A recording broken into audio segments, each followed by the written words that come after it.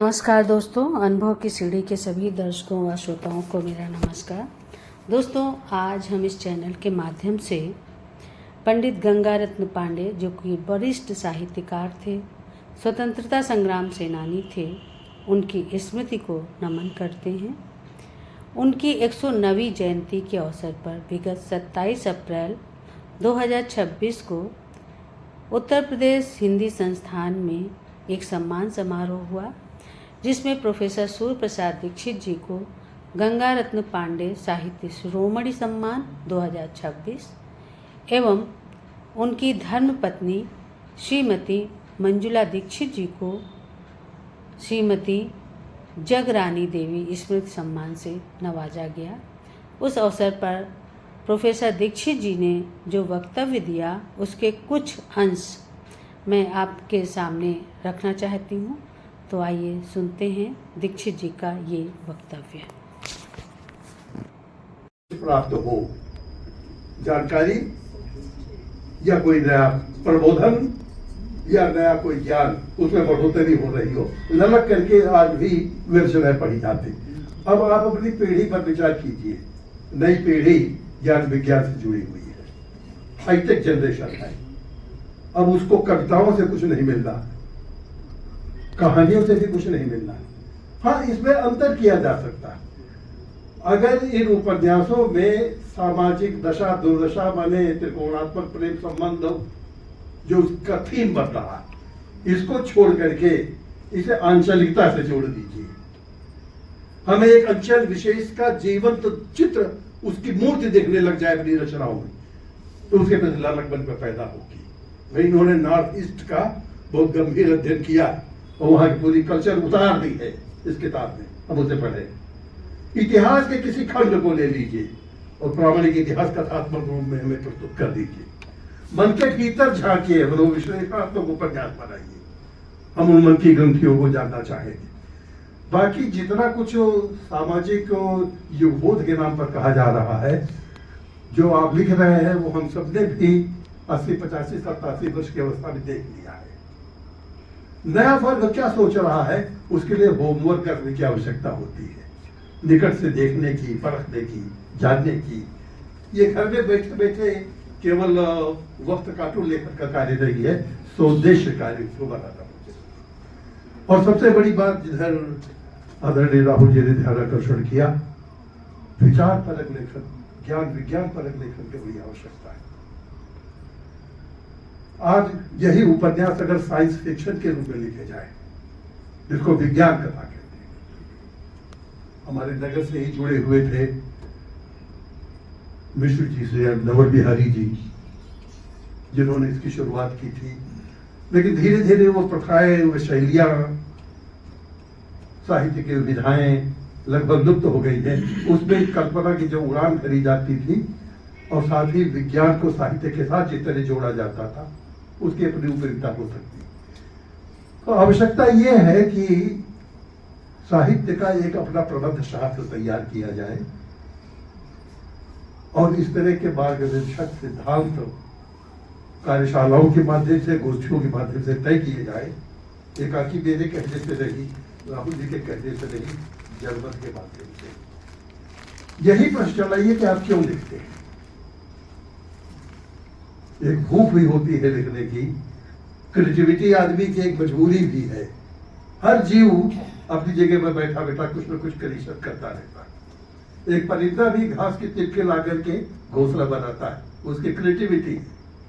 ये प्राणी की एक जैविक जरूरत है, उसकी व्यवस्था है। तो क्रिएशन हमारी अनिवार्यता है, लेकिन वो स्वदेश जरूर होना चाहिए। यदि हम अपेक्षा करते हैं कि उसके लिए उपयुक्त सामाजिक मिले, वो संदेश दूर तक जाए, उस पर चर्चा हो, तो अब कुएं को प्यासे के पास जाना पड़ेगा। प्यासों के पास बहुत सारे कुएं हो गए। हमको अपनी बात कहने के लिए उनकी मानसिकता को देखना होगा, उनकी जरूरत को देखना होगा, उपयोगिता पर विशेष विचार करना होगा। पांडे जी ने किया, लेकिन जिस अनुपात में उनको श्रेय मिलना चाहिए था, नहीं मिला है। उसके 3 बड़े कारण हैं। जिस दौर में वो लिख रहे थे वो प्रगतिवाद प्रयोगवाद का दौर था। उस प्रगतिवादी दौर में राष्ट्रीय सांस्कृतिक चेतना की चर्चा करना वर्जित, आदर्श की बात करना वर्जित, नायक के बजाय खलनायक बनाइए उसका स्वागत। इसलिए इस नगर में मुद्रा राक्षस ज्यादा चर्चित हुए, गंगारत्न पांडे चर्चित नहीं। देखिए, ख्याति भी दो तरह की होती है। एक है तात्कालिक ख्याति कि कोई सनसनीखेज बात लिख दीजिए। धूमिल बहुत जल्दी चर्चा में आ गए थे, लेकिन एक दशक ही रुके फिर धूमिल हो गए।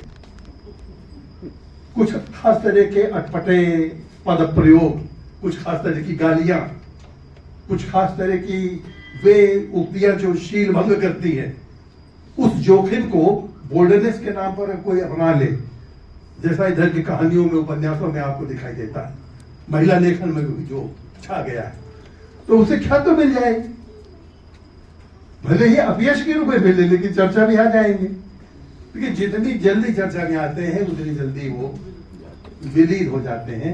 दूसरा जो स्थायी महत्व है, जो शाश्वत कई कई वर्षों शताब्दियों तक चलता है, उसके जमने में बहुत समय लगता है। अब कबीर की चर्चा, तुलसीदास की चर्चा हम कर रहे हैं, और कबीर को पिछले 150 वर्षों में पहचाना गया है। तुलसीदास को भी पहुंचाने में भी 150-200 वर्ष ज्यादा नहीं हुए, यानी 300-350 वर्ष तक अलक्षित रहे, निंदा के पात्र रहे। कबीर को तो आखिर तक कहीं मानने के लिए लोग तैयार नहीं थे। तो बहुत कुछ प्रगतिवादी आंदोलन को श्रेय जाता है, उनको उनके दर्शन के नाम पर रिकॉग्नाइज नहीं किया, उनकी भक्ति भावना के नाम पर रिकॉग्नाइज नहीं किया, वो गालियां दे रहा है। इसलिए क्रांतिकारी विद्रोही के रूप में उनको पहचाना गया। फिर भी जो महत्वपूर्ण है वो अपना स्थान निर्धारित करता है, आज नहीं कल। उसके लिए हमें धैर्य भी रखना होगा, और एक खास तरह का ये ओरिएंटेशन प्रोग्राम कह लीजिए, जो हमारे मन को प्रेरित करता हो, एक खास तरह उद्बोधन देता हो, उसकी भी आवश्यकता है। तो पांडे जी की रचनाओं को अगर गंभीरतापूर्वक पढ़ा जाए, जैसे सुकरात भारत में पैदा हुआ था, यहां संबंधित था, इसके लिए जो रिसर्च उन्होंने की, और रिसर्च पेपर तो नहीं लिख सकते थे, उपन्यास के ही माध्यम से कह सकते थे, लोगों ने गप मार लिया, व्यर्थ की बातें। उनके सामने तब साहित्य, संस्कृति और इतिहास की चर्चा करना ये बौद्धिक दृष्टि से पिछड़ापन माना जाता था, आदर्शवाद।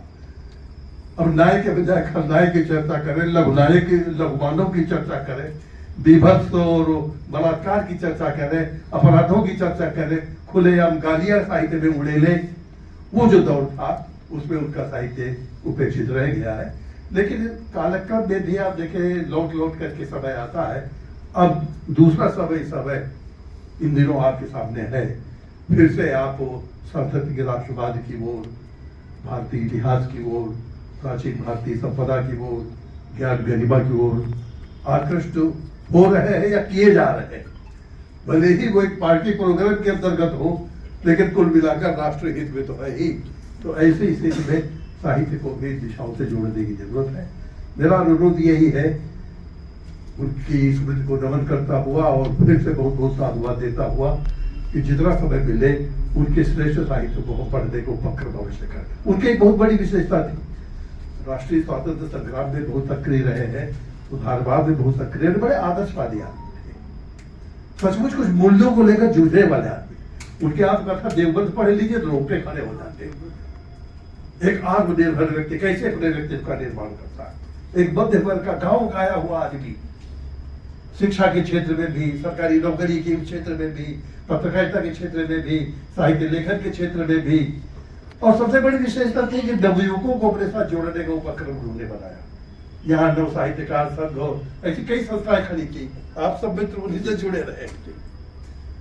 ज्यादातर लोग अपने व्यक्तित्व के विकास में तो इस सबका उपयोग करते हैं, जय जयकार करने वाले उनको चाहिए, और उनके व्यक्तित्व का विकास हो।